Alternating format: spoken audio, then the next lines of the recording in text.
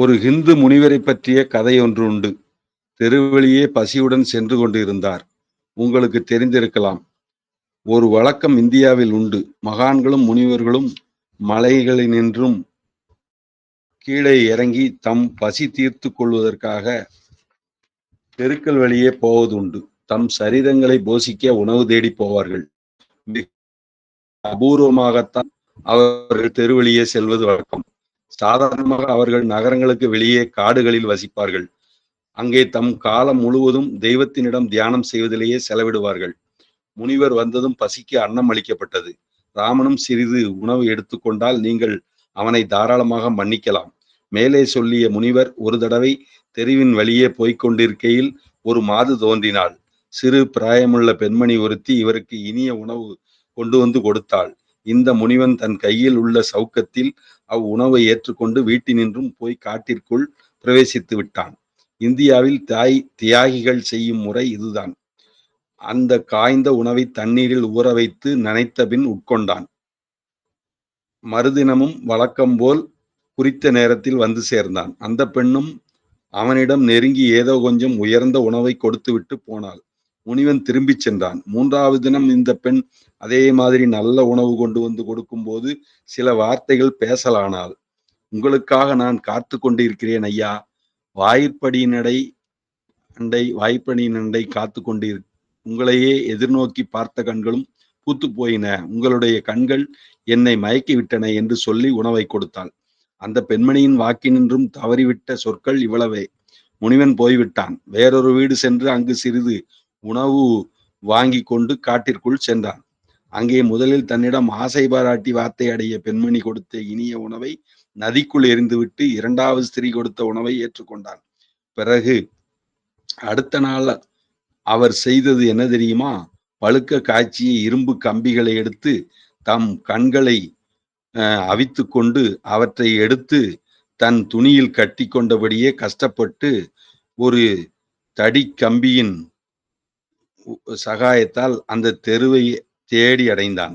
அங்கே தன்னிடம் ஆசை பாராட்டிய ஸ்திரீயின் கிருகத்தை தடவி தேடி அடைந்தான்.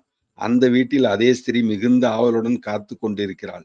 இவனுடைய கண்கள் தரையை நோக்கியபடியே இருந்தன. இவன் தன் கண்களை அவித்துக் கொண்ட விஷயம் அந்த பெண்மணிக்கு தெரியாது. அவள் இவனிடம் உயர்ந்த குணம் பொருந்திய உணவை கொண்டு வந்து கொடுக்க வந்தபோது இவன் தன் கண்களை அவளிடம் நீட்டி, அம்மா தாயே, இதோ இந்த நயன உண்டைகளை எடுத்து கொள்ளும். இந்த கண்கள் உம்மை மயக்கி இருக்கின்றன அல்லவா? இந்த கண்கள் உமக்கு மிக்க துன்பத்தை கொடுத்தன. ஆதலால் இந்த கண்களை அடைய உமக்கு சகல பாத்தியமும் உண்டு. தாயே, இந்த கண்களுக்கு ஆசை வைத்தீர்கள். இதோ எடுத்துக்கொள்ளும். இவற்றை வைத்துக் கொள்ளும். இதனிடம் அன்பு செலுத்தி அனுபவியுங்கள். இந்த கண்களை எது வேண்டுமானாலும் செய்து கொள்ளுங்கள். ஆனால் தேவர் மேல் ஆணை, தயவு செய்யுங்கள், என்னுடைய அபிவிருத்தியை தடை செய்யாதீர்கள். சத்திய வழியில் நான் இடறி விழுமாறு செய்யாதிருங்கள் என்று தெரிவித்தான். பாருங்கள் மனிதரே, உங்கள் பாதைக்கு இடையூறாக உங்கள் கண்களே இருக்குமானால் அவற்றை அவித்து விடுங்கள்.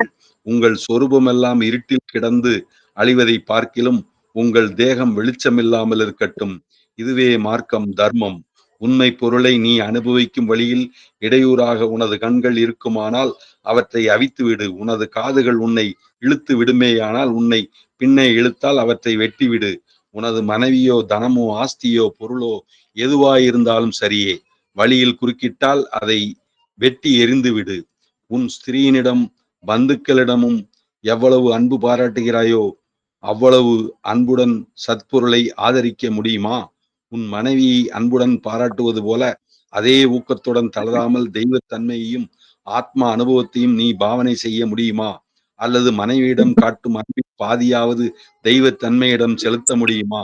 முடியுமானால் இதே செகண்டில் உனக்கு அனுபூதி நிலை உண்டாகிவிடும். தெய்வ அனுபவம் ஏற்படட்டும். தர்ம மார்க்கத்தில் நீ செல்ல வேண்டும் என்று ஆரம்பிக்கும் போது சில கர்மாதிகள் வந்து தூண்டிவிடும்.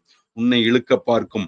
அவற்றை நீ ஜெயித்து தாண்டி போக முடியுமானால் சாமானிய கர்மாதிகளை ஜெயித்து வெற்றி வீரனாக நிற்கும் போது என்ன நடக்கும் தெரியுமா? உனக்கு உன் முன் எது தோன்றும் தெரியுமா? இந்த மார்க்கமானது தடுமாறக்கூடிய கரடு முரடுகளுடன் கூடியதாயிருக்காது. மார்க்கத்தில் அழகு தோன்றாமல் போகாது, கடினமாகவே எங்கும் இராது. ஊசியினது துவாரத்தை காட்டிலும் சத்திய நெறி குறுகியது என்கிறார்கள். இது பைபிளில் சொல்லப்படுவது. தர்ம மார்க்கம் சத்திய நெறி என்பது கத்தி முனைபோல் அவ்வளவு கூர்மையானது என்றும் ஒடுக்கமானது என்றும் வேதங்கள் கூறுகின்றன. இது பூரண உண்மையல்ல. ஆரம்பத்தில் மார்க்கம் மிக குறுகியது போலவே தோன்றும், மிகவும் கூர்மையாக இருப்பது போல தோன்றும். ஆனால் சாமானிய காமாதிகளை ஜெயித்து விட்டாயானால் மார்க்கம் அபூர்வமாக அழகு பொருந்தியதென தோன்றும், மிக மிக இலகுவானதாக தோன்றும். பிரகிருதி முழுவதும் உனக்கு உதவி செய்கிறது என்பதை நீ காண்பாய். எதுவும் முன்பக்கம் உதவி செய்ய நிற்கிறது என காண்பாய். இந்த கஷ்டங்களும் காமாதிகளும் இடையூறுகளும் போராட்டங்களும் விரோதங்களும் உன்னை பாய்ச்சி காட்டுகின்றன. இவைகள் உன்னை வெறிக்கச் செய்கின்றன, பயமுறுத்துகின்றன. அவ்வளவே அன்றி உன்னை உண்மையில் தீமைக்கு உள்ளாக்குவதில்லை. அவற்றை நீ வெறிக்கச் செய்து பயமுறுத்தி விட்டால் அந்த தடைகள் எல்லாம் இடையூறுகள் எல்லாம் தோற்றல் தோற்றல் மாத்திரமே என்பது விளங்கிவிடும். பிரகிருதி எல்லாம் உன் பக்கம் உதவி செய்வதை நீ காண்பாய். சிருஷ்டி வர்க்கமெல்லாம் நீ சொல்லியபடி ஆகும். இது உன் அனுபவ உண்மையாகும். ஹோமர் செய்துள்ள இலியட் என்ற காவியம் போல இந்தியாவில் ஒரு சிறந்த கிரந்தம் உண்டு. உலகில் பெரிய வீரராக பெயர் பெற்ற இந்தியாவிலேயே சிறந்த வீரர் என பெயர் வாய்ந்த ராமனை பற்றி கூறும் நூல் அது. ராமன் சத்தியத்தை தேடி சென்றதாக சொல்லப்பட்டிருக்கிறது. உண்மை பொருளை திரும்பவும் அடைய வேண்டும் என்று தேடி செல்லும் போது பிரகிருதி முழுமையும் அவருக்கு உதவி செய்ய முன்வந்ததாக சொல்லப்படுகிறது. வானரங்கள் சைனியமாயின. குடாக்கடவில் பாலம் கட்டுவதற்கு அணில்கள் உதவி செய்தன. எதிரிகளை ஜெயிப்பதற்காக போர் செய்ய வாத்துக்களும் முன்வந்தன என்று சொல்லப்படுகிறது. கருங்கல்களும் இவருக்கு உதவி புரிய முன்வந்தனவாம். கற்களும் தமது சுபாவத்தை மறந்துவிட்டன. தண்ணீரில் போட்டவுடன் உள்ளே அழிந்து விடவில்லையாம். அவைகள் சத்திய நெறிக்கு ஜெயம் வருவதற்கு நாங்களும் தண்ணீரில் மிதப்போம் என்றன. காற்றும் வாயு மண்டலமும் அவர் பக்கம் இருந்தன என்கிறார்கள். ஆங்கில பாஷையில் கூட ஒரு பழமொழி உண்டு. காற்றும் அலையும் கூட தீரர்கள் பக்கம் வேலை செய்யும். அதுபோலவே நீ விடாமுயற்சியுடன் விடாப்பிடியாய் உறுதி கொண்டாயானால், முதலில் தோன்றுகின்ற கஷ்டங்களை எல்லாம் ஜெயித்து விட்டாயானால் பிரகிருதி முழுமையும் உன்பக்கம் நிற்கும் என்பது நிச்சயம். ஆதியில் தோன்றக்கூடிய போரில் காமாதிகளை ஜெயித்து விட்டால் போதும், பிறகு பிரகிருதி எல்லாம் ஊழியம் செய்தே தீரும். ஆதலால் விடாப்பிடியாக நில். சத்தியத்தினிடமே நிற்பதில் விடாமுயற்சி கொள். அப்போது சாமானிய உலகில் நிற்கவில்லை என்பது நிச்சயம். இவ்வுலகமே உனக்கு விசித்திர லீலைகளுக்கெல்லாம் இடம் தரும் என்பது நிச்சயம். உன்னை சுற்றிலும் வினோத செய்கைகள், அபூர்வங்கள் சூழ்ந்துவிடும். நீ முன்னே செல்வதற்கு தேவர்கள் ஊழியம் செய்யாவிட்டால் அவர்களுக்கு ஆபத்து வந்தே தீரும். ஜகத்தை ஆளுகின்றவனுக்கு பிரகிருதி கைகட்டி காத்திருக்கும். ஆவலுடன் காத்திருக்கிறது என்றே நிச்சயம் அறியுங்கள். ஜகத்தை ஆளுகின்றவரே நீங்கள். உலகத்திற்கே நீதான் புருஷன். சத்திய நெறி பற்றி நின்றால் நீயே புருஷன் என்பது நிச்சயம். இன்னும் ஒரு கதையை சொல்லிவிட்டு நிறுத்துகிறேன். ராமனுடைய கருத்தில் உலகில் மகா மேலானவன் என்று மதிக்கின்ற ஒரு மகான், ஜகத்திற்கே மிகச் சிறந்தவர்களில் ஒருவன் என்று சொல்லத்தக்கவனுடைய கதையை கூறுகிறேன். இந்திய முனிவர் ஒருவரது வாழ்க்கை. அவரது பெயர் சராமஸ் டெப்ரிஸ். அந்த மனிதன் பிறந்த சந்தர்ப்பமே வினோதம். கதையானது உண்மையாக இருந்தாலும் சரி, பொய்யானாலும் சரியே. அதனால் நம் காரியத்திற்கு பாதகம் இல்லை. அந்த கதையில் ஏதோ உண்மை இருக்க வேண்டும். இந்த முனிவருடைய தகப்பனார் மிக மிக ஏழையாக இருந்தவராம். ஒரு காலத்தில் அவர் அதிக வறுமையில் ஆழ்ந்திருந்தார். அந்த ஏழை தன் வாழ்க்கை முழுமையும் கடவுள் தியானத்திலேயே ஆழ்ந்திருந்தார். தன் தேகம் பிறந்திருக்கிறது என்றே மறந்தவர் அவர். இவ்வுலகில் தான் ஒரு ஜீவன் என்ற பாவனையே மறந்து விட்டார் அவர். அவருக்கு இவ்வுலகம் உலகமாய் இல்லை, கடவுள் கடவுள் கடவுள் மயமாகவே இருந்து விட்டார். எல்லாம் சர்வமும் தெய்வமே, ஆனந்த ஆத்மமயமே. உச்சந்தலை முதல் உள்ளங்கால் வரையிலும் இந்த ஒரே பாவனை ததும்பிக் கொண்டிருந்தது. தேகத்தில் உள்ள ஒவ்வொரு மயிர்காலும் ஆத்ம பிரஜையை வெளிப்படுத்தி கொண்டே இருந்தது. அவர் தெருக்களின் வழியே போகும்போது அவருடைய தேகத்தின் ரோம துவாரங்களில் இருந்து இந்த பாட்டு இனிய கீதம் வெளிப்படுவதை ஜனங்கள் கேட்பார்களாம். நானே கடவுள், கடவுள் நானே, கடவுள், கடவுள் மயம். இதே பொருள் கொண்ட கானம் காதுகளில் கேட்குமாம். கதையில் இவ்வாறு சொல்லப்பட்டிருக்கிறது. அவருடைய உதடுகளில் மூலமாக எப்போதும் அனாலக் அனாலாக் தெய்வீக சக்தி, நானே தெய்வம் என்ற துணிகள் வெளிப்படும். சாமானிய ஜனங்கள் அவரை சூழ்ந்து கொண்டனர். அவரை கொலை செய்ய விரும்பினார்கள். மோசக்காரன் என்றும் குற்றம் சாட்டினார்கள். அவர் ஏன் தம்மை கடவுள் என்றே சொல்லிக் கொள்ள வேண்டும்? தெய்வத்தன்மையே அவரல்லவா? அவருடைய திருஷ்டியில் தேகம் தேகமல்ல, உலகமும் உலகம் அல்ல. அவரை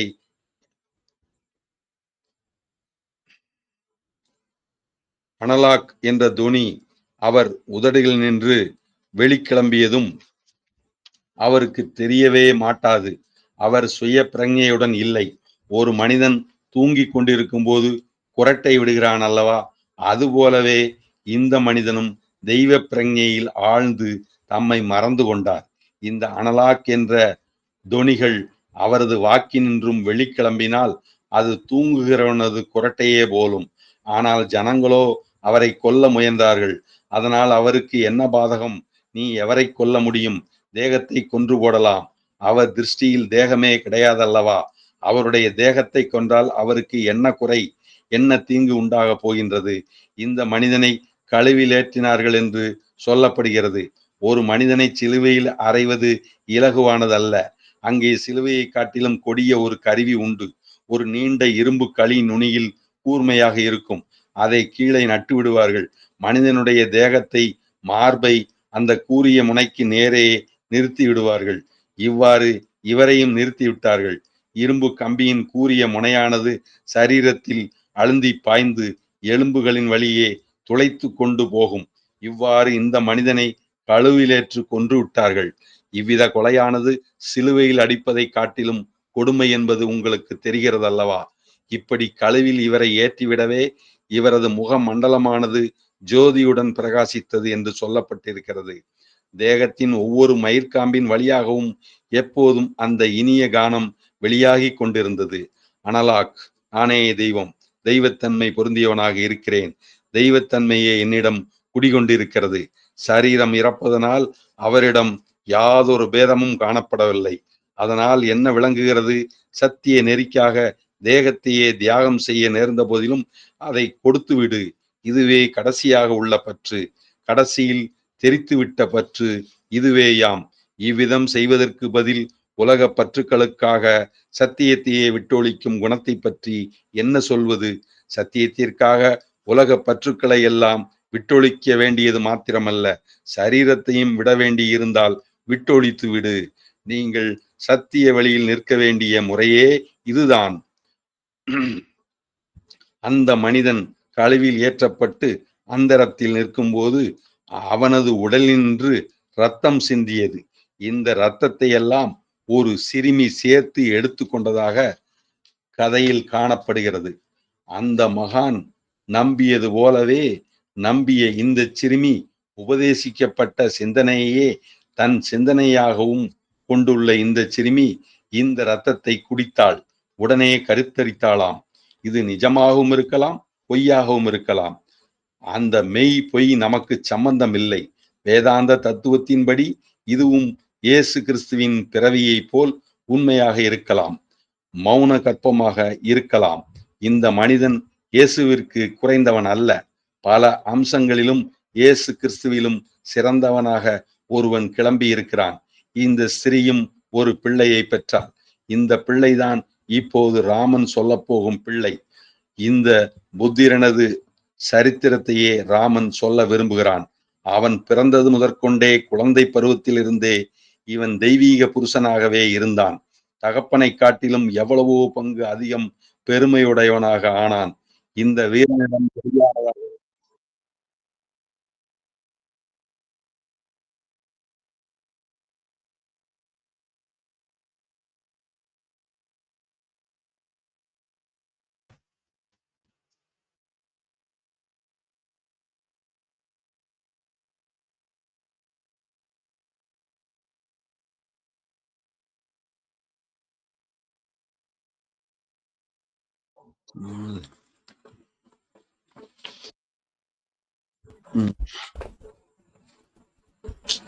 வந்துருச்சு. ஐயா ஜெகதீசன் ஐயா.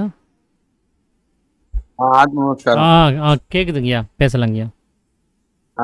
இருக்கிறேன். அது ஒரு போன் வந்தது. பரவாயில்லைங்க. அதான் அது. ஓகேங்க. சரி, இப்ப நான் தொடர்றேன். ஓகேங்க. சரி.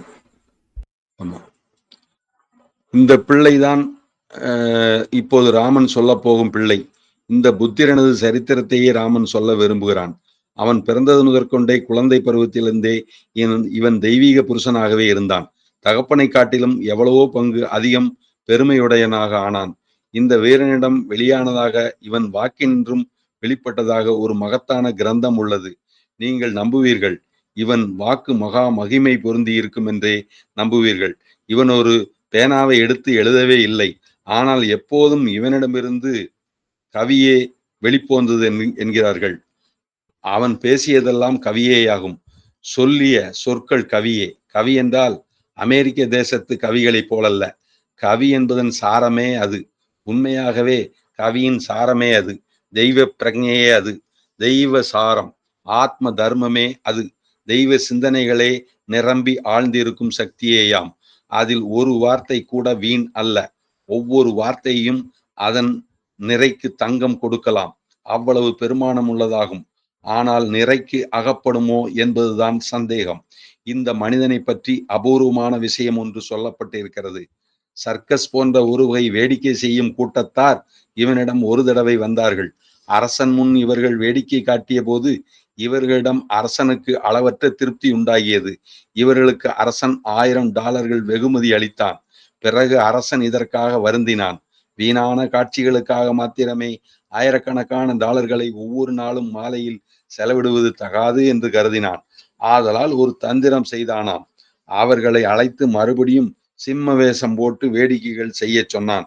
அந்த சிம்ம வேஷம் அரசனுக்கு பிடித்தமாய் இருந்ததால் அவர்களுக்கு எதேஷ்டமாக கொடுத்து விடுவதாக கூறினான். அப்படி ஒழுங்காக நடத்தி காட்டாவிட்டால் அவருடைய சொத்தை பறிமுதல் செய்வதாகவும் கூறினான். இந்த மனிதர் சிம்ம வேஷம் போட்டுக்கொள்ள முடியவில்லை. சிம்மம் போல் வேலை செய்து வேஷம் போட்டு ஆட சக்தியற்றவர்களாய் இருந்தார்கள். அரசனுக்கு திருப்தியை அளிக்க முடியவில்லை. இந்தியாவிலே இவ்விதம் சிலர் இருப்பதை அறியுங்கள். சில மிருகங்களைப் போல் வேஷம் தரித்து சகல விதங்களிலும் அதே மிருகங்களாக நடிப்பார்கள். தத் சொரூபம் அப்படி தோன்றிவிடும். அப்படிப்பட்டவர்கள் சிம்ம வேஷம் போட்டுக்கொள்ள முடிவதில்லை. இந்த கூட்டத்தார் இந்த முனிவரிடம் வந்து சேர்ந்தார்கள். அழுது கொண்டும் கதறிக்கொண்டும் கண்ணீர் வடித்து கொண்டும் வந்து சேர்ந்தனர். இந்த முனிவர் ஜகத் சமஷ்டியுடன் ஒன்றுபட்டவராகையால் பிரகிருதி முழுமையும் தன் சொரூபமாய் ஆக்கியவராதலால் சர்வ ஜனங்களுடன் ஒன்றாகிவிட்டவராதலால் தயாள குணம் இயற்கையிலேயே இவரிடம் உற்பத்தியாகிவிட்டது. திடீரென்று வாய் திறந்து இவர்களை பார்த்து சந்துஷ்டி அடையுமாறு சொன்னார். தானே சிம்மமாக வந்து சிம்ம வேஷம் போட்டு வேலை செய்து காட்டுவதாக வாக்களித்தார். கதையானது இப்படியே கூறுகிறது.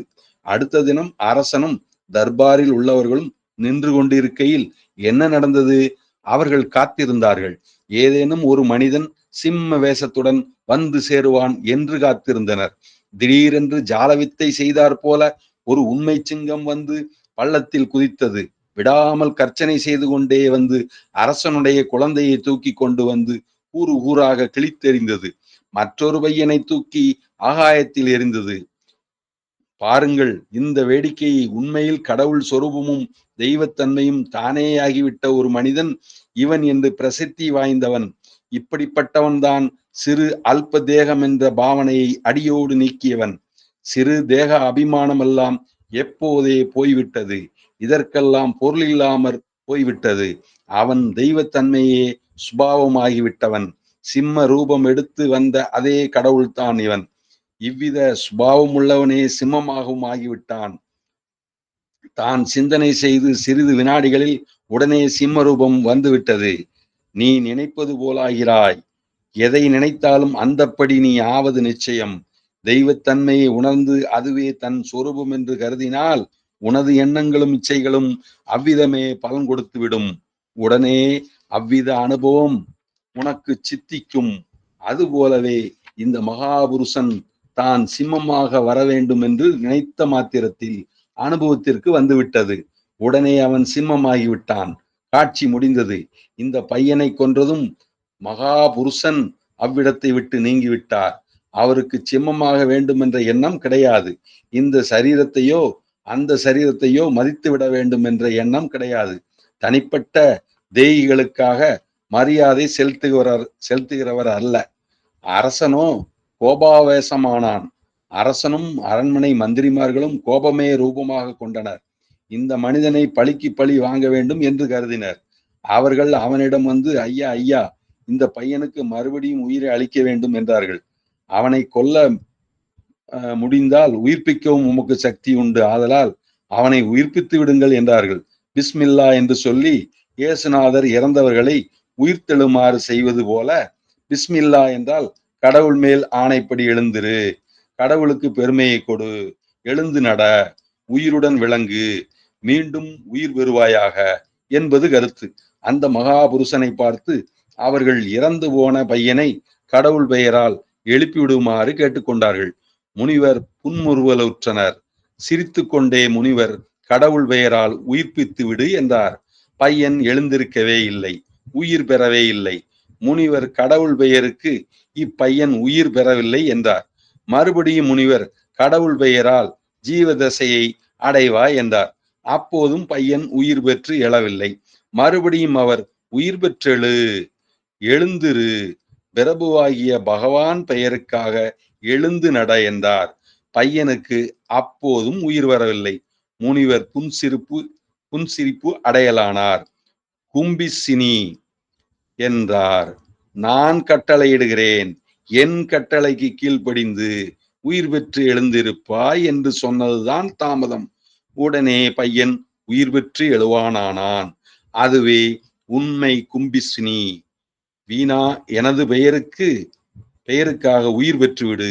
பையன் சரியாக கிளம்பிவிட்டான். பையன் உயிர் பெற்று விட்டான்.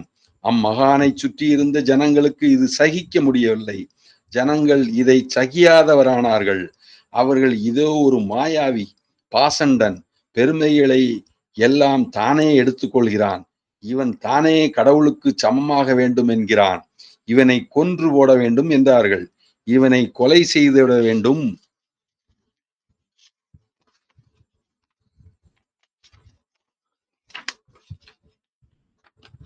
என்கிறார்கள். உயிருடன் இவனை உரித்தாலும் பாதகமில்லை என்கிறார்கள். முனிவருக்கோ இதெல்லாம் பொருளில்லா வார்த்தைகளாக இருக்கின்றன. ஜனங்களுக்கு முனிவருடைய மகிமை தெரியவில்லை. இந்த தேகத்தை, இந்த சிறிய வியஷ்டி தன்மையை புருஷன் கடவுள் என்று சொல்லவில்லை. அவர் எப்போதே இந்த தசையுடம்பை போக்கி கொண்டு விட்டார்.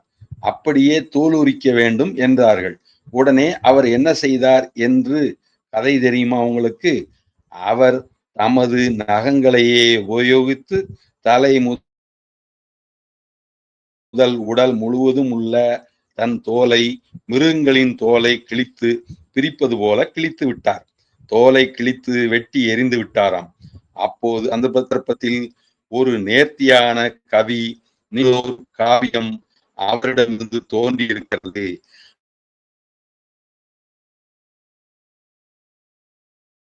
ஆத்மாவை பார்த்து கூறிய விஷமே அமிர்தம், உலகத்து அமிர்தமே இந்திரிய சுகங்களே விஷமாகும். இதோ ஜனங்கள் எதையோ இச்சிக்கின்றார்கள். உலகமானது சேர்ந்து வேறில்லை. இந்திரிய சுகங்களே செத்த பிணத்திற்கு சமம். உலக சுகங்களே வேறல்ல, செத்த பிணம்தான். அதை தொடர்ந்து கொண்டே ஓடுகின்ற ஜனங்கள் நாய்களை விட பெரியவர் அல்ல. இதோ இந்த நாய்கள் இருக்கின்றனர், இவர்களுக்கு இந்த மாமிசத்தை தின்னக்கொடு. இந்த கதை உண்மையோ? கதையின் நீதியை தான் நீங்கள் எடுத்துக்கொள்ள வேண்டும். சத்பொருளை அனுபவிப்பதற்காக, தர்ம மார்க்கத்தை அனுசரிப்பதற்காக பற்றுக்களை எல்லாம் விட்டுவிடுங்கள். உலக இச்சைகளுக்கு அப்பால் செல்லுங்கள். தன்னலமிக்க பாசங்களை விட்டு கிளம்பி விடுங்கள். தன்னல இச்சைகளை விட்டொழியுங்கள். பிறகு சத்வஸ்துவின் நிலை என்ன? இதே நிமிஷத்தில் நீங்கள் சத்திய பொருளே ஆவீர்கள். சத்வஸ்து சொரூபம் சித்திக்கும். மூடர்கள் மூடத்தனமாக பிரார்த்திக்கின்றனர். அதிக ஒளி வேண்டும், இன்னும் அதிக அறிவு வேண்டும் என்கிறார்கள்.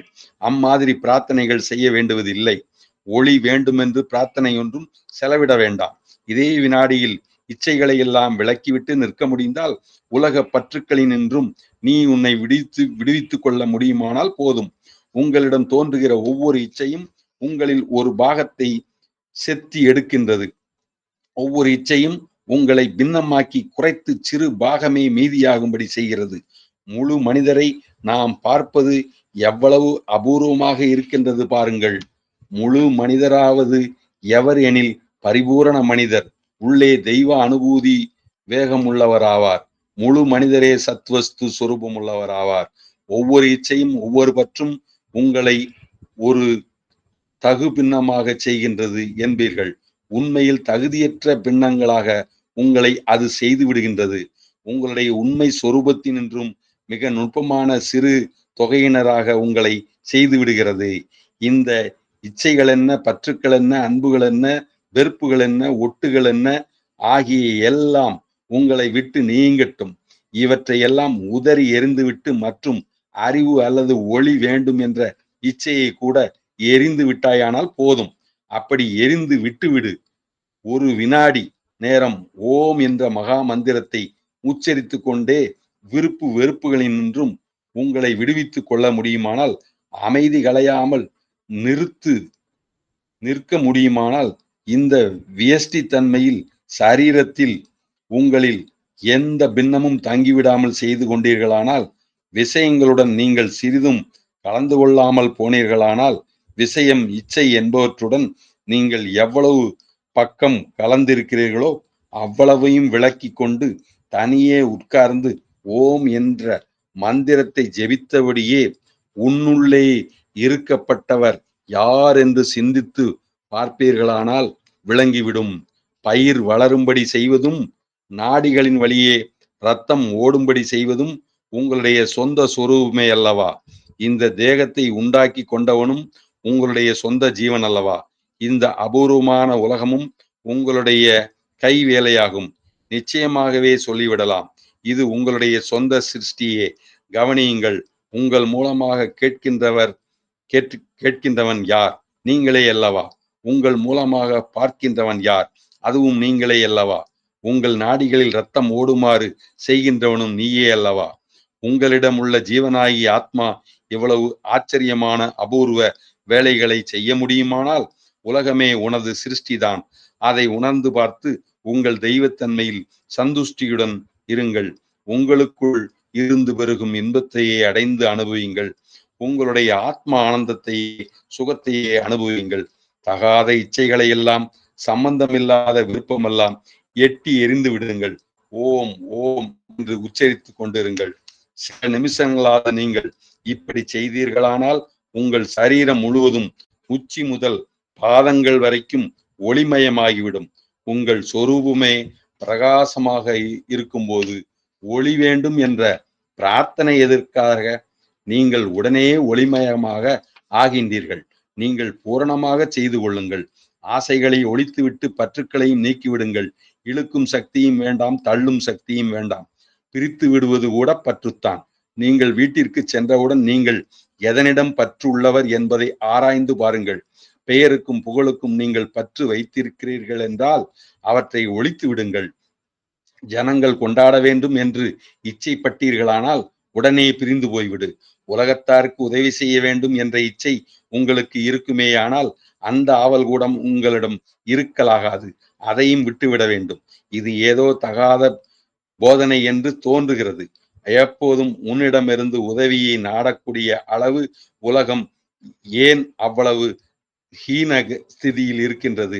உதவியை யாசிக்குமாறு அவ்வளவு எளிய ஸ்திதியில் ஏன் உலகம் இருக்க வேண்டும்? உங்களிடம் யாதொரு இச்சையும் தோன்றாமலே தானே உங்கள் கடமை அல்லது வேலையை கை கொள்ளுங்கள் என்று ராமன் சொல்கிறான். உங்களுடைய வேலைகளை செய்து அனுபவியுங்கள். அதுவே ஆனந்தமாக இருக்கட்டும். வேலை அல்லது கர்மாவின் சொரூபமே இன்பம். வேலை என்பது அனுபூதி என்பதற்கு மறுபெயர் என்னலாம். நீங்கள் ஏதேனும் செய்தே தீர வேண்டும் அல்லவா? அதற்காக வேலையை செய்து முடியுங்கள். வேலையானது உங்களுக்கு அனுபூதி நிலையை தருகின்றது. ஆத்ம அனுபவத்திற்கு வழிகாட்டுகிறது. வேறு எந்த காரணத்தை முன்னிட்டும் வேலையை கை கொள்ள வேண்டாம். சுதந்திர உணர்ச்சியுடன் வேலைக்கு வர வேண்டும். அரசகுமாரன் கம்பீரமாக விளையாட வருவது போல, காற்பந்து ஆட்டம் அல்லது வேறு விளையாட்டிற்கு வருவது போலவே நீங்களும் வேலையிடம் வந்து சேருங்கள். சுகம், சந்தோஷம் என்பவைகளை எல்லாம் கர்மஸ்வரூபத்தில் கலந்து நிற்கின்றன. வேலை என்னும் போர்வை போர்த்தி கொண்டிருக்கின்றன. சுதந்திர உணர்ச்சியை உணர்கின்றோம். ஒரு வஸ்துவிற்கு பந்தப்பட்டு நிற்கவில்லை. கடமை கடமை கடமை என்று ஜனங்கள் கதறுகிறார்கள். கடமை என்பது ஏன் உங்களுக்கு எஜமானர்களாக ஆகிவிட வேண்டும்? நீயே பிரபு, ஒருவருக்கும் நீ ஜவாப்தாரியாக வேண்டியதில்லை. அவ்வித உணர்ச்சியை போக்கிவிடு. பயம் என்பது வேண்டாம். நீ வேலை செய்தாக வேண்டும் என்று நாம் கூறும்போது பயம் என்பது வேண்டாம். வேறு ஏதேனும் வேலை செய்தீர்களானால், அந்த வேலையையே தர்மமாக செய்தீர்களானால், புண்ணியமும் பரிசுத்தமும் நிறைந்ததென்று நீங்கள் அதை பாவித்தால் மிகவும் நல்லதாக போய்விட்டது. உங்கள் கைகள் வேலையின்றி இருந்தால், நீங்கள் எந்த வேலையும் இன்றி ஓய்ந்து இருந்தீர்களானால், தனியே உங்கள் அறையில் உட்கார்ந்து கொண்டு தெய்வ சொரூபம் இன்னதென்று அனுபவித்து அதை விரும்பி அபிமானித்தால் போதும். அதுதான் நேர்த்தியான வேலையாகும். அப்போது உனக்கு சொந்தமான பற்றுக்களை எல்லாம் உதறி எறிந்து விடு. நாம் வேலை செய்வதற்கு பற்றுதல் அவசியம் என்கிறார்கள். வேலைக்கு ஒரு எண்ணம் தூண்ட வேண்டும் என்கிறார்கள். இது தப்பு எண்ணம், பிழையான அபிப்பிராயம். பற்றுதல்களை எல்லாம் விட்டொழியுங்கள். இச்சைகளில் இருந்தெல்லாம் உங்களை விடுவித்துக் கொள்ளுங்கள். நீங்கள் சுதந்திரர்களாக அப்போது கண்டுகொள்வீர்கள். அந்த வினாடியிலேயே உங்கள் புஜங்களின் மீது உள்ள சுமைகளையும் பொறுப்புகளையும் உணராமல் இருந்து விடுவீர்கள். அவைகள் போய்விடும். உங்கள் புஜங்களின் மீது உள்ள பாரமெல்லாம் உங்களாலேயே சுமத்தி கொள்ளப்பட்டன. அவற்றை நீங்கள் தான் விட்டொழிக்க வேண்டும். வேறு எவரும் வந்து சுமைகளை கீழே இறக்க தேவையில்லை. உங்கள் புஜங்களின் மீது சுமையே இல்லை என்று நீ அறிந்து கொண்டவுடன் அன்பு செலுத்த வேண்டிய விஷயங்கள் எல்லாம் உனக்குள்ளே இருக்கின்றன என்று அறிந்து கொண்டவுடன், இந்த வேதாந்த அனுபவம் உனக்கு நிலைத்தவுடன், உனது சுரூபம் முழுவதும் ஒளிமயமேயாகும். நீயே ஜோதிகளுக்கெல்லாம் ஜோதியாக இருக்கும்போது வேறு எவரிடம் போய் ஒளி வேண்டும் என்று பிரார்த்திப்பது? இதுவே ரகசியம். சுதந்திரனாக ஆகிவிடு. உன்னை பந்தப்படுத்துவது எவர் உன்னை அடிமையாக்குவது? உனது இச்சையே அல்லவா. வேறெதுவும் உன்னை அடிமையாக்கவில்லை. உலகில் உள்ள காந்த சக்திகள் எல்லாம், உலகில் விளங்கும் சக்திகள் எல்லாம் உன்னிடமிருந்தே வெளியாகின்றன. உலகத்து ஜால வேடிக்கைகள் முழுமையும் உனது பூர்ண அடிமைகள். உனது வேலை செய்ய காத்திருப்பதை தவிர வேறு எதுவும் அதற்கு ஜோலி இல்லை. இவ்வித இச்சைகளை எல்லாம் நீக்கிவிட்டீர்களானால் இதே வினாடியில் நீ முக்தனாகிறாய். சகல இச்சைகளையும் நீ ஒழித்து விட்டால் எவ்வளவு பெரிய ஆனந்தம் உனக்கு உண்டாகி தீர வேண்டும். யாதொரு பொறுப்பும் கிடையாது. பயமே போய்விடும். நீ எதற்காக பயப்பட வேண்டும்? இந்த வஸ்து போய்விடுமோ என்ற இச்சையால் பயப்படுகிறீர்கள். இந்த மனிதனை கண்டு பயம், அவனை கண்டு பயம், அவதூற்றை கண்டு பயம் எதற்காக வருகிறது? நற்பெயர் எடுக்க வேண்டும் என்ற இச்சையே காரணம். நற்பெயரிடம் நீ பற்று கொள்வதுதான் அதற்கு காரணம். இச்சைகளாலேயே பயமெல்லாம் உண்டாகின்றன. கவலைகளும் இச்சைகளாலேயே உண்டாகின்றன. இச்சைகள் இருப்பதினாலேயே தலைவலியும் மார்வலியும் உண்டாகின்றன. அமெரிக்கா தேசத்து பிரசிடென்டிடமும் மற்றும் உள்ள அரசரிடமும் தலை குனிந்து பல்லை காட்டுவது எதனால்? அவருடைய இனிய அருளை பெற வேண்டும் என்ற அவாவினால்தான். இச்சைகளினின்றும் நீ விடுபட்டு விட்டால் மன்னாதி மன்னனாகவும் ராஜாதி ராஜனாகவும் நீயே ஆகிறாய். இச்சைகளெல்லாம் ஒவ்வொன்றாக நீங்கிவிடட்டும். உடனே நீ அவ்வாறு ஆகிறாய். உடனே வினாடியில் எவ்வளவு சுதந்திரனாக ஆகிவிடுகிறாய் என்று கவனித்துப் பார். ஆதலால் ராமன் சொல்வது என்னவென்றால், சத் மார்க்கம் என்பது, தர்ம நெறி என்பது முடிக்கப்பட வேண்டிய காரியமல்ல, இனி உண்டாக்கி கொள்ள வேண்டிய ஒரு காரியமல்ல, ஏதோ ஒரு நிலையை தயார் செய்வது அல்ல. உனது முயற்சியும் காரியமும் எதற்காக என்றால், ஏற்கனவே உனது இச்சைகளால் நீ உண்டாக்கி கொண்டிருக்கிற பாசம் அல்லது பந்த நிலையை நிவர்த்தி செய்து கொள்வதற்காக மாத்திரமேயாம். ஓம் ஓம். சகங்களெல்லாம் பஸ்பங்களைப் போல நீங்கள் பறித்தவுடன் அழகு உலர்ந்து விடுகிறது. அல்லது நதியில் பனிக்கட்டி பளிரென்று விழுவது போல ஒரு சிறிது தாவல்யமாய் தோன்றி பிறகு மறைந்தே போயின. அல்லது வானவில் போல என்று கூறலாம். காற்றடித்து விட்டால் மறைந்து போய்விடும். இச்சா நிவர்த்தியே ஆனந்த சுகம் என்பது இந்த உபன்யாசத்தின் சாரமாய் இருக்கிறது என்பதை அறியலாம். 18வது அதிகாரம் முற்று பெற்றது. ஸ்ரீ சுவாமி ராமதீர்த்த பரமஹம்ச விஜயம் சத் சுரூப அனுசந்தானம் என்னும் மொத்த பாகத்தையும் 3வது பாகமாக இன்று நிறைவு செய்தாகிவிட்டது. 476ஆம் பக்கத்தோடு நிறைவு செய்து விட்டேன். அனைவருக்கும் ஆத்ம நமஸ்காரம். வேறு ஏதாவது கேள்வி இருந்தால் கேட்கலாம். ஓம். சிவானந்தர் அருளால் சிறப்பாக நிறைவுற்றது. நன்றி. ஆத்ம நமஸ்காரம். ஐயா ஜெகதீஷ் ஐயா, ஆத்ம நமஸ்காரங்க ஐயா. ஆத்ம நமஸ்காரம். ஐயா இந்த புக்கு இப்போ கம்ப்ளீட் ஆயிடுச்சாங்கய்யா? அவ்வளோதான் அப்படிங்களா? புக்கு இன்னொரு 820 பக்கம் தனியா இருக்கு. ஓஹோ. அதுல ஒரு 15ஆவதும் 18ஆவதும் பாகமா 2 தடவை நம்ம வாசிச்சிருக்கிறோம். சரிங்க சரிங்க சரிங்க சரிங்க. இது போக 220 பக்கம் அந்த புத்தகத்துக்குள்ள நிறைய விரிவா இருக்கு. அவ்வளவும் சொல்லலாம்னு தெரியல. நான் இதை மட்டும் முடிச்சுக்கலான்னு தான் பாக்குறேன். சரிங்க சரிங்க சரிங்க. தேவைப்பட்டால் ஊடால ஏதாவது ஒரு பாகத்தை சொல்லலாம்னு ஒரு எண்ணம் இருக்கு. செலக்ட் பண்ணி எலக்ட் பண்ணி ஆமாம், முக்கியமானதை மட்டும் டிக் பண்ணி வச்சு அதை மட்டும் சொல்லுங்க. அதனால தான் இருக்கு. அப்புறங்க இதில் இதில் நிறைய நம்ம இந்த சில நீங்கள் வாசிக்கும்பொழுது நான் கவனிச்சுட்டே வந்தேன். அதில் இந்த ஜவாப்தாரி, அப்புறம் அந்த மாதிரி சில, அதாவது ஈஸியாக தமிழில் சொல்ல முடியாத வார்த்தைகள்லாம் வருதுங்களையா? இது எந்த காலத்தில் எழுதப்பட்ட நூலுங்கிறது? உங்களுக்கு ஹிந்தி தெரியுமில்லங்க? தெரியுங்க. அப்புறம் என்ன ஜவாப்தாரின்னு தெரியாதா? இல்ல எனக்கு நல்லாவே தெரியுதுங்க. மற்றவங்களுக்கு எல்லாரும் இதை சரளமா புரிஞ்சுக்க முடியாது அப்படிங்கிற அந்த இதுக்காக நான் கேட்டேன். ரொம்ப சௌரியமெல்லாம் பண்ண முடியாது. முயற்சி எடுத்தா நீங்க புரிஞ்சுக்கணும். ஆன்மீகமா அப்படித்தான். சொந்த காலில் போற ஆன்மீக பயணம். முயற்சி இருந்தா செய்தா எல்லாத்துக்கும் விட கிடைக்கும். எல்லாத்துக்கும் விட கிடைக்கும். அப்புறம் ரொம்ப தொக்கா போயிடும். ரொம்ப சொகுசு ஆன்மீகத்துல பற்றோட உட்கார்ந்துருவீங்க. பற்றோட உட்காந்துருவோம். எல்லாமே ஈஸியா கிடைச்சிருச்சுன்னா அவர் அர்த்தம் எல்லாம் போயிடும். எல்லாத்தையும் முடிக்கணும்னு அவர் சொல்றாருல்ல. அப்புறம் என்ன, யாருக்கும் எந்த பொறுப்பு இல்லை. உங்க தேவை நீங்க தான் செஞ்சாகணும். நீங்க தான் அது. அதனால கடுமையான முயற்சி நீங்க தான் எடுக்கணுங்கிறாரு. எடுக்கணும். ஐயா இந்த கிரந்தம்னா அது என்ன மீனிங்கா? கிரந்தம்னா என்ன அர்த்தம்? எல்லாத்தையும் தமிழ் படுத்த முடியாது. புத்தகம்னு எடுத்துக்கோங்க, பாகம்னு எடுத்துக்கோங்க.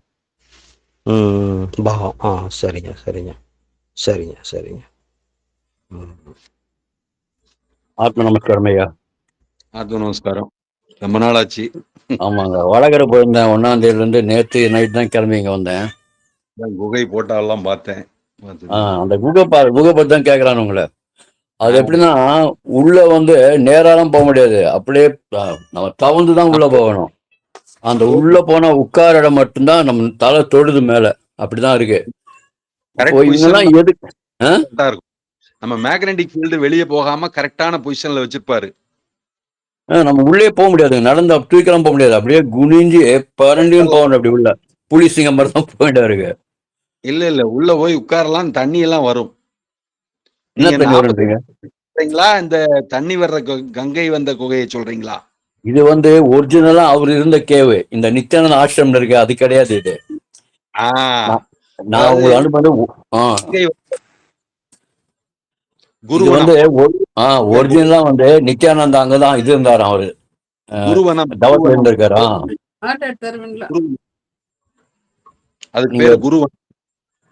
நீங்க பாத்தீங்களா அத? நான் 2-3 தடவை போயிட்டு வந்திருக்கேன். அது எப்படி அது உள்ள போய் எதுக்கு அவங்க தியானம் பண்றாங்க? அது முதல்ல அது உள்ள அடைச்சுதான் வச்சிருந்தாங்க. அதாவது கொஞ்சம் மட்டும்தான் முதல்ல ஒரு 7 அடி 8 அடி தான் உள்ள போற மாதிரி இருந்தது. சரி, அடைச்சு வச்சிருந்தாங்க. அது உள்ள முன்னாலேயே கங்கை அந்த தண்ணி வந்துட்டு தான் இருந்தது. அப்படியா? எல்லாம் போயிட்டு வந்ததுக்கு அப்புறம் அதை கொஞ்சம் ஆழம் பண்ணி இருக்கிறாங்க. அப்படியா? சுத்தம் பண்ணி வச்சிருக்காங்க. அது ஒரு ஹில் மாதிரி ஹைட்ல தான் இருக்கு. கீழே கிரவுண்ட் லெவல்ல இல்ல. அது இல்ல, அது பாக்குறது நமக்கு அப்படி இருக்குது. கிரவுண்ட் லெவல்ல உள்ளதுதான். அது உள்ள தோப்பெல்லாம் இருக்குதுல்ல, பாக்கு தோப்பெல்லாம் இருக்கு. ஆமா தோப்பெல்லாம் பயங்கரமா இருக்காங்க. நமக்கு கேரளாவே மேடும் பள்ளமா தான் இருக்கும். அதனால அப்படி தெரியுது. இப்போ இது எப்படி இயற்கையா வானதா இது? இந்த குகை? இல்ல, இயற்கையா கொஞ்சம் இருந்திருக்குது. அவர் உள்ள போயிட்டு உட்கார்ந்த உடனே அங்க தண்ணி வேணும்னு நிலத்த தோண்டணும்னு தேவையான தண்ணி அங்க வந்துருச்சு. ஓ பண்ணிட்டு இருந்தோம்னா தண்ணி அங்க வந்துருச்சு. அது இன்னும் அந்த இடம் பூரா செழிம்பா தான் இருக்குது. தவம் பண்ண இடம். ஆமா, உள்ள போனா சில்லுன்னு இருக்கானா. ஆமா, உள்ள போனீங்கன்னா ம். இப்ப ஆக்சுவலி அங்க போய் என்ன பர்பஸ் போய் தவம் அந்த இடத்துல போய் இருக்கிறது உள்ள போயிருந்தா? அஷ்டமா சித்தி அவர் பண்றதுக்காக ஏற்படுத்தின லிங்கத்தை பாத்தீங்களா? எங்க இருக்கு லிங்கம் அது? இங்கேதான் இருக்கு, குருவனத்திலேயே இருக்கு. ஆமா, ரைட், ரவுண்டா இருக்கு பண்ணிருக்காரு. பார்த்தேன் அது கீழே. எனக்கு முன்னாடியே என்னோட அனுபவத்துல இங்க தோற்றத்துல உள்ள தெரிஞ்சது. அதுக்கப்புறம் நான் பார்க்கும்போது எனக்கு அங்க இருந்தது. அதுக்கப்புறம் பார்த்தேன். அப்படிங்களா? Okay okay. தெய்வீகம் வந்து எப்படி இருக்குன்னு யாராலையும் கணிக்க முடியாது. நம்ம தான் இருக்கிறோம். அதனால சில விஷயங்கள் முன்கூட்டி தெரியறது சாதாரணம் தான். கொடுப்பினை இருந்ததுனாலதான் அந்த இடத்துக்கு போக முடிஞ்சிருக்கு. அந்த 45 பின்னாடி தவம் பண்ணுவாங்கன்னு பூத கணங்களுக்கு செஞ்சு வச்சது வேலை. அந்த வேலை 45 குகையை வெட்டி வச்சிருக்காரு இல்லையா தவம் பண்றதுக்கு. பூத கணங்களை வச்சு செஞ்சது. அந்த ஆசிரமத்துல சொல்றீங்க. ஆசிரமத்துல காற்றோட்டம் இருக்கும். நம்ம மேக்னெட்டிக் ஃபீல்ட கரெக்டா காப்பாத்தி கொடுக்கறதுக்கு உக்காந்தீங்கன்னா மேல மேல முன்ன பின்ன எல்லாம் 3/4 அடி 1 அடி தான் கரெக்டா கேப் இருக்கும். ஒரு விளக்கு வைக்கிறதுக்கான அளவுல ஒரு இடம் மாடா குழி மாதிரி சின்னதா இருக்கும். ஆமா, அது 3 4 ரோ 5 ரோ வச்சிருக்கிறாரு. ஆமா ஆமா ஆமா, அது வந்து அந்த சக்கரம் படி வச்சிருக்காரு. விசுதி இதெல்லாம் வரிசையா வச்சிருக்காரு. அவர் கால்ல பாதம் பதிச்ச சக்கரம் எல்லாம் இருக்கிறத மேல அவர் விஷ்ணு அவதாரம் சொல்லிட்டு மேல அந்த பாதத்துல அந்த சக்கரம் பத்ம ரேகைன்னு சொல்லுவாங்க. அதெல்லாம் இருக்கிறது மாடியில இருக்கிற அந்த கோயில்ல வச்சு காமிச்சிருக்கிறாங்க. சீடரோட சமாதி இங்க இருக்குது. ஜெகன் ஒரு பேர் வரும். அவர் நித்யானந்தரோட சீடர். அவர் சமாதி அங்க இருக்குது. இல்ல, இப்ப ஆசிரம்ல கிரியேட் பண்ணி வச்சிருக்காரு பாத்தீங்களா? விசுதி, மூலாதாரா, ஆக்ஞா அப்படிலாம் வரிசையா ஒன்னு பேர் வச்சு அப்படியே வச்சிருக்காரு. 2 ரோ 3 ரோ வச்சிருக்காரு. அது போனீங்கல்ல ஆசிரம்லயே, ஆசிரம் உள்ளே அது மாதிரி வச்சிருக்காரு. தனித்தனியா கோக மாதிரி பண்ணி வச்சிருக்காரு அவரு. பின்னாடி வந்தவங்க செய்ததுயா. பின்னாடி வந்தவங்க. அப்புறம் அந்த முதுகு காமிப்பாங்க. நித்யானந்த சாமியோட முதுகு தண்டுல அந்த இடத்துல கொண்டு போன மாதிரி ஒரு காட்சி அந்த போட்டோல இருக்கும். ஆமா, இருக்கு. ஆமா, இருக்காங்க. இடத்துல வந்து அதிகமா எழுந்தத அடையாளமா அந்த காமிச்சிருப்பாங்க. அவர் போது அவ்வளவு அழுத்தம் திருத்தமா ஒரே இடத்துல உட்கார்ந்து அந்த உஷ்ணம் தைக்க அதை பண்ணதுனால அவருக்கு அந்த இடத்துல அப்படி ஒரு அடையாளம் ஏற்பட்டுச்சு. அப்படிங்களா? ஆனா அந்த ஆசிரமில் வந்து அவரோட செலவுன்னு வச்சிருக்காங்க. அதெல்லாம் பக்தி மார்க்கம் தான். ஆர்த்தி எடுத்துக்கின்னு விபூதி கொடுத்துன்னு தீர்த்தம் கொடுத்து அப்படிதான் இருக்காங்க. ஆமா, சுத்தமா. பாம்பேலயும் அதே மாதிரி காஞ்சங்காட்டுலயே அவரு ஒரு கண்ணன் கோயிலும் காளி கோயிலும் கட்டி வச்சிருக்கிறாரு.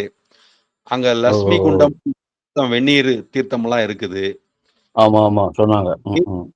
புண்ணியம் கிடைக்கும், அதாவது நீராடினா நோய் சரியாகும், உடல் ஆரோக்கியமாகும்னு அவர் காலத்துல அவரே அப்படி குளிக்க சொல்லி இருக்கிறாரு பல பக்தர்கள். ஒரு பேரு, இன்னொரு குண்டம்னு பேரு. அதுல வெந்நீர் ஊற்றுறது இயற்கை வெந்நீர் ஊற்று. இன்னைக்கு அங்க இருக்குது. அந்த லைன்ல அப்படியே போனா ரொம்ப நிறைய வெந்நீர் ஊற்றுக்கள் இருக்குது. நான் அந்த பாதையெல்லாம் போய் நடந்து பார்த்துட்டு வந்துட்டேன். அப்படிங்களா? போய் நல்லாவே அனுபவிக்க கிடைச்சி வச்சது. அது இங்க சொல்ல நினைக்கிறேன், இல்லைன்னா ஒரு இது சொல்லலான்னு பார்த்தேன். ஒரு முறை என்னோட வீட்டுல நான் இருக்கும்போது சிம்பிளா சொல்லிக்கிறேன். என்னோட வீட்டுல நான் இருக்கும்போது ஒரு கனவு போன்ற அனுபவத்துல ஒரு டிவி மாதிரி நான் பார்த்துட்டு இருக்கிறேன். அந்த டிவிக்குள்ள நித்யானந்த சாமி வர்றாரு. அப்போ சிதாகாச எல்லாம் பார்த்துட்டு இருந்த நினைப்புன்னு நினைக்கிறேன். அப்போ உள்ள வராரு. என்ன சாமி இதுக்குள்ள வர்றாருன்னு பாக்குறேன். பார்த்துட்டு அதுக்குள்ள இருந்து அவர் தன்னோட கையை எடுத்து என்னோட மார்பிள வைக்கிறதுக்கு வராரு. திடீர்னு அதையும் பேச மாட்டேன், எனக்கு தெரியாது. திடீர்னு அந்த இடத்துல அந்த ஸ்போர்ட்ஸ்ல ஐ ஆம் அஃப்ரேட் ஆஃப் யூ அப்படின்ட்டேன். சரியான இலக்கணத்துல எனக்கு பேச தெரியாது. ஆனா அந்த நேரத்துல அப்படி சொல்லி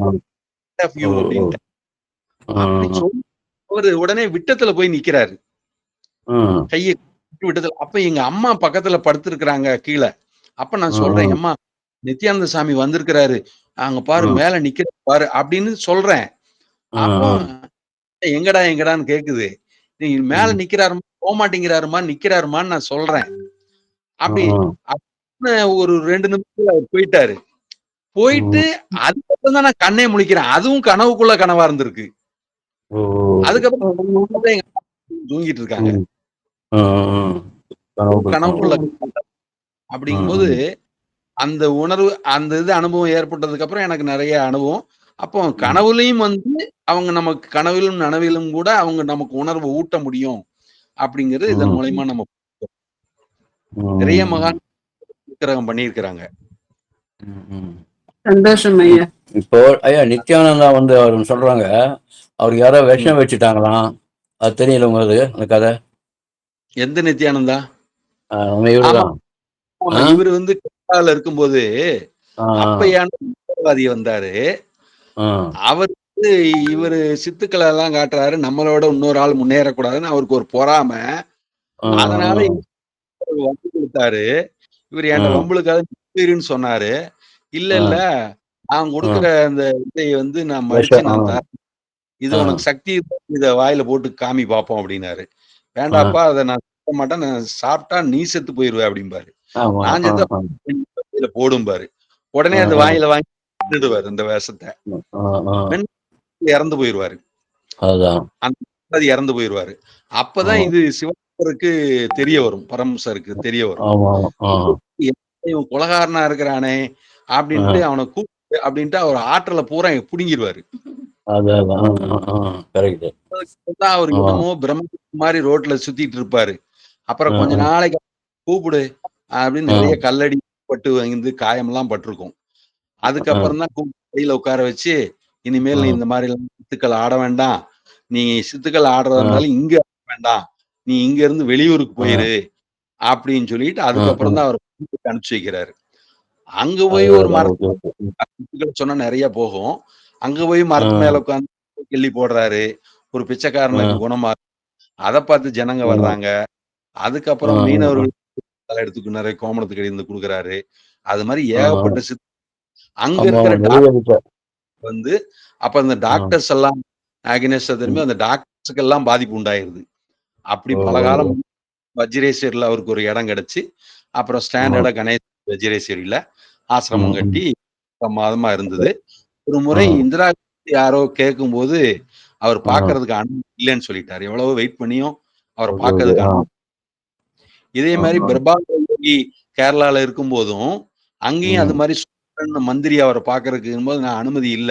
அவன சொல்லு ஆ, அப்டின்ட்டாரு. ஆ, மதிக்கல பிரபா ம், அதே மாரி தான் நம்ம சாமியும் இந்திரா காந்திய பார்க்கறதுக்கு ம். அனுமதிக்க வேண்டாம் அனுமதிக்க அனுமதி. முடியாது. ஆ, அதுக்கப்புறம் தான் சுந்தரா சாமிகள் மற்றும் வேற ம், மாரி ஆட்கள் அவங்க சந்திச்சு, ம், இந்திரா காந்திய எல்லாம் வேற சாமியார்கள சந்திச்சுட்டு இருந்தாங்க. ஏன்னா ம், இவரு ம். சந்திக்கிறதுக்கு குடுக்கல கடைசி வரைக்கும். ஏன் அப்படி அப்படி பண்ணாரு இவரு? அதெல்லாம் காரணம் இருந்திருக்கும். அவங்களுக்கு தெரியும் அந்த காரணம். ஆ, ஆ, ஆ. எல்லாம் அதுதான். தெரியும். ஓ. அதனால அப்படி இருந்திருக்குது. ஆனா நம்ம இப்ப ரொம்ப அங்க வாசம் வர்றவங்க எல்லாம் பயங்கர பக்தியா இருக்காங்க. லோக்கல் ஆளுங்கெல்லாம் அப்படியே அதான் அதான். பயங்கரமா பக்தியில இருக்காங்க. ஆமாமா. அதான் நிறைய மிராக்கிள் எல்லாம் பண்ணியிருக்காரு. அதான் போல இருக்கு. ம். சரியான நமக்கு பக்தியா அதுவும் இருக்காங்க. நமக்கும் இப்ப அந்த பக்தி வேணும். இறைபக்தி அந்த வேணும். ஆமா, ஆமா. இந்த குகை கிரியேட் பண்ணி வச்சிருக்காங்களே, அது எல்லாருமெல்லாம் போறது கிடையாது. சரி, இப்ப நம்ம மாதிரி குறிப்பிட்ட ஆளுங்கெல்லாம் உள்ள போறாங்க. இல்ல வித்தியாசம். முதல்ல சகஜமா தான் இருந்தது. ஆமா, ஆமா. ஆ, கொஞ்சம் ரெஸ்ட்ரிக்ட் இப்ப பண்ணியிருக்கிறாங்க. ஆமா, அந்த சிதாகாச கேதுன்னு தமிழ்ல ஒரு புத்தகம் ஆமா. 2013ல போட்டாங்க. நான் அதுக்கப்புறம் படிச்சிருக்கேன். நித்யானந்தான்னு ஒரு புத்தகம் போட்டாங்க. 2மே அருமையான புக்கு. ஆமா, ஆமா. தமிழ் சிதாகாச கீதை. அது ஒரு சிதாகாச கீதை. ஆமா. அது ஒரு புத்தகம் ஆமா, ஆமா. 2013ல போட்டாங்க. அதான். அதுக்கப்புறம் பாம்பேல இருந்து தான் பண்ணாங்க. நான் ஆமா. 2008 நான் 9ல 8ல போட்டதுக்கு அப்புறம் அவங்க அத ம். பதிப்பு இல்லன்னு நான் சொல்லியிருந்தேன். ஆமா. அதுக்கப்புறம் அவங்க ஆமா. அதுக்கப்புறம் இ பகவான் நித்யானந்தான்னு ஒரு புத்தகம் பிரமாதமான போட்டிருக்காங்க. அந்த ஆ. 2 புத்தகம் ரொம்ப மகத்துவமா நல்லா இருக்கும். அருமையா இருக்கும் படிக்கிறதுக்கு. அதான் எ ஸ்வரூபம்னு ஒண்ணு போட்டிருக்காங்க. நித்யானந்தா ஸ்வரூபம்னு ஒரு புக்கு. ஆமா ஐயா. ஆமா, அதான் நித்தானியம் சுரூபம். வாங்கணும், 2 நல்லா புக்கு நான் வாங்கணும். நல்ல புக்கு. தமிழ்லயே இருக்கு, நல்லா இருக்கும். தமிழ்ல இருக்கு. 2 சிதாகாச கதையும் கிடைக்குதா? ஆமா, அதுவும் கிடைக்கும். நான் 20 வருஷம் முன்னாடி இந்த புக்கு படிச்சிருக்கேன் ஐயா. அப்ப நான் ரைட் சித்த வித்தியாசம் கிடையாது இல்ல, என்னமோ ஒரு புக்கு நான் படித்தேன். இப்ப ரைட் பார்க்கும் ரைட். போது இது இதுன்னு தெரியுது. மறுபடியும் இந்த புக் ஒன்று வாங்கிட்டேன். இப்போ அது ஃப்ரீ. அது இதாக சரி, செய்யறது வந்து ஃப்ரீயா கொடுத்துறாங்க. கரெக்ட் தான். எல்லா லாங்குவேஜ்ல இருக்கு. இது மட்டும் 150 ரூபாய், அந்த சொரூபம்ன்றது. அதான் ஐயா. நல்லா 9 இருக்கும். மணி ஆச்சு, நம்ம அதிக டைம் எடுத்துட்டோம். Okay, sorry. ஓகே. நல்லது. ஆத்மா ஐயா. ஆத்ம நமஸ்காரம். அனைவருக்கும் ஆத்ம நமஸ்காரம்.